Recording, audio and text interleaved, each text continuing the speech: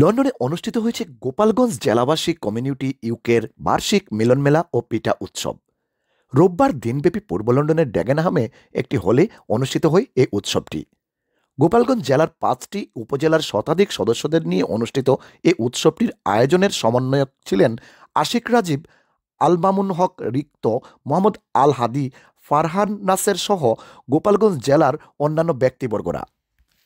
এ সময় উপস্থিত ছিলেন লায়লা রহিম, আসাদ রহিম, পল্লব, ব্যারিস্টার ইমু, ব্যারিস্টার ফয়সাল, আসমা জামান, খসরুরনি, শাকিল, তৌহিদুর রহমান, তপু, বর্ষা, হ্যাপি, রাজু, তুলিপ, প্রিন্স সহ গোপালগঞ্জ জেলার অন্যান্যরাও।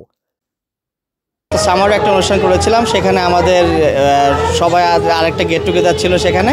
এবং আজকের এসে আমরা যে পিঠা উৎসবটা করেছি, সবার নিজের মতো করে পিঠা নিয়ে এসেছি, আমরা খাবার রান্না করে নিয়ে এসেছি। সারাদিন ব্যাপী একটা অনুষ্ঠান, বাচ্চারা অনেক আনন্দ করেছে, বড়রা অনেক আনন্দ করেছে, গান হয়েছে, কবিতা হয়েছে এবং আরও অনেক সময় আমরা পার করবো একসাথে। বিভিন্ন জায়গা থেকে, বিভিন্ন সিটি থেকে লন্ডনের এই পিঠা উৎসবে যোগদান করেছিল এবং এখানে ছিল নানান ধরনের দেশি পিঠা এবং আমরা দেশি কালচার এবং দেশি যে ট্র্যাডিশন সেটাকে আমরা তুলে ধরার চেষ্টা করছি।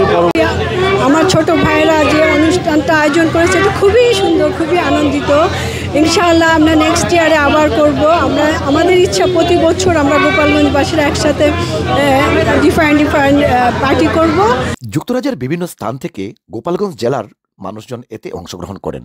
প্রায় ৩০ রকমের পিঠা, সুস্বাদু দেশীয় খাবার, সঙ্গীত, বাচ্চাদের নানা রকম খেলাধুলার ব্যবস্থাও ছিল এ উৎসবে। অনুষ্ঠানের মাধ্যমে যুক্তরাজ্য প্রবাসী গোপালগঞ্জবাসী আরও ঐক্যবদ্ধ হয়ে ওঠেন এবং তাদের নতুন প্রজন্মের কাছে গোপালগঞ্জের ভাষা, ঐতিহ্য তুলে ধরা হয়েছে।